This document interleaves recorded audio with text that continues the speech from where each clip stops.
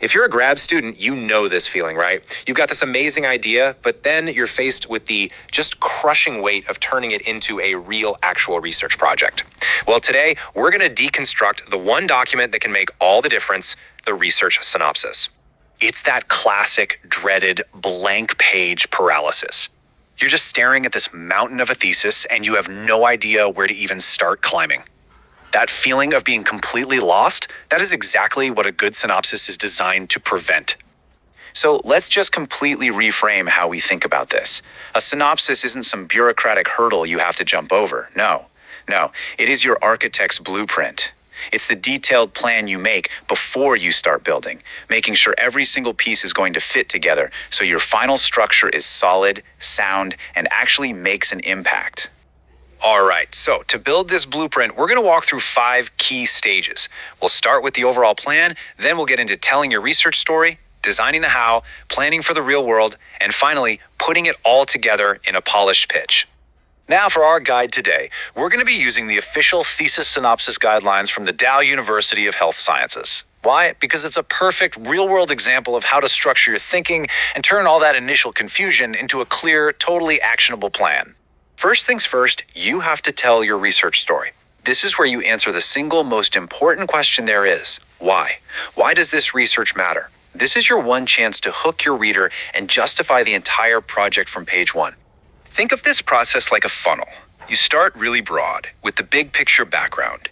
Then you zoom in with a literature review to show you've done your homework. You know it's already out there. And that process, it naturally reveals the rationale.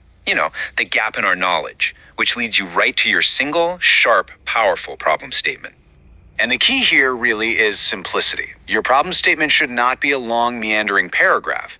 It needs to be one sharp, super focused sentence. Its only job is to state the one core question your research is going to answer. Boom, that's it. Okay, so before you can measure anything, you have to define exactly what you're measuring. And that's the job of your operational definitions. This isn't just looking something up in a dictionary. This is about explaining precisely how you will quantify a concept, leaving absolutely zero room for misunderstanding. Here's a perfect example. See, you're not just saying hemoglobin.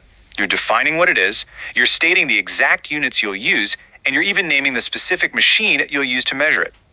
This level of detail is what makes research rigorous. It allows other scientists to replicate your work, which, is the very bedrock of good science. So once you've defined what you're measuring with that kind of precision, you're ready to lay out the entire plan for how you're going to do it.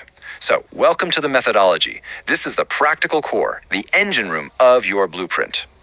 And here are all the key ingredients. Now you're not just making a list here. You are making a series of really critical decisions.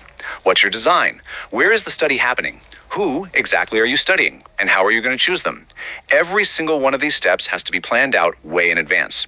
Speaking of who, defining your participants gets super specific with these 2 lists. Inclusion criteria are basically the must-haves, the absolute non-negotiables. And exclusion criteria? Well, those are the deal breakers, the things that will get someone disqualified. Together, they paint a crystal clear picture of who you're studying. And your process for actually collecting the data has to be just as systematic and, frankly, ethical. You have to approach people properly, explain everything, the good and the bad, transparently, and this is the most important part, you have to get their informed consent before you collect a single piece of data. A brilliant idea is, it's brilliant, but it's not enough. You have to prove you can actually pull it off. This whole next section is about grounding your blueprint in reality. It's about showing your review committee that your project isn't just a great idea, it's actually feasible. A timeline, something often shown as a Gantt chart, is your best friend here. It breaks the whole project down into these manageable chunks and assigns time to each one. This does more than just look organized. It forces you to think ahead, to anticipate problems, and it proves you've got a realistic schedule. And of course, there's the money, the budget. You've got to account for everything. But look at that third bar, contingency. This is so important.